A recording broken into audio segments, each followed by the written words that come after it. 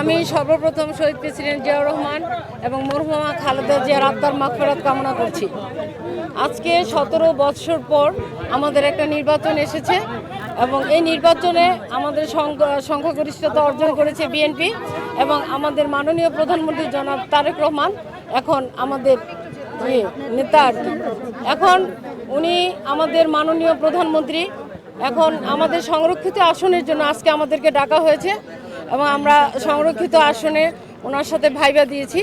উনি আমাদেরকে যে প্রশ্ন করেছেন কেন আমরা সংসদে আসতে চাই, কি করতে চাই, আমাদের যথাসম্ভব যতটুকু প্রশ্ন দেওয়া উত্তর দেওয়ার ওনাকে আমরা দিয়েছি। আমরা বলেছি যে আমাদের রংপুর বিভাগ, ওখানে 5টা বিভাগই কিন্তু আমাদের রংপুর বিভাগের 5টা জেলায় কিন্তু একেবারেই শূন্য, বিএনপির কোনো নেতা ওখানে নেই। আমরা বলছি যে আমাদেরকে যদি একটু সুযোগ দেওয়া হয় ওখানে, তাহলে আমরা ওখানে ভালোভাবে কাজ করতে পারবো। তৃণমূল পর্যায় থেকে কৃষি এবং কৃষকের উন্নয়নের জন্য আমরা কাজ করতে পারবো।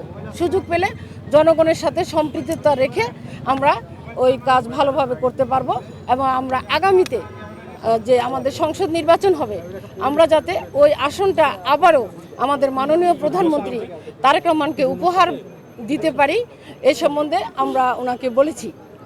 আর এই বলে আমি আমার বক্তব্য শেষ করছি। কিন্তু সংসদ হচ্ছে আইন প্রণয়নের জায়গা, এই বিষয়ে আপনি কি বলেছেন যে সংসদে আইন প্রণয়নের ক্ষেত্রে আপনার ভূমিকা কি হতে পারে? এই ধরনের কোশ্চেন আমাদেরকে করা হয়নি।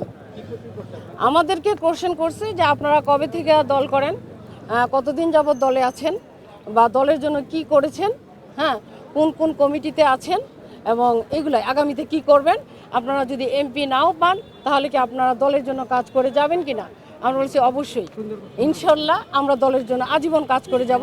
কারণ আমাদের রাজনীতির বয়সই 36 বছর, বাকি জীবনটাও আমরা এত বছর কষ্ট করেছি, নির্যাতন হামলার মুখোমুখি হয়েছি, শিকার হয়েছি, আমরা পালিয়ে থেকেছি।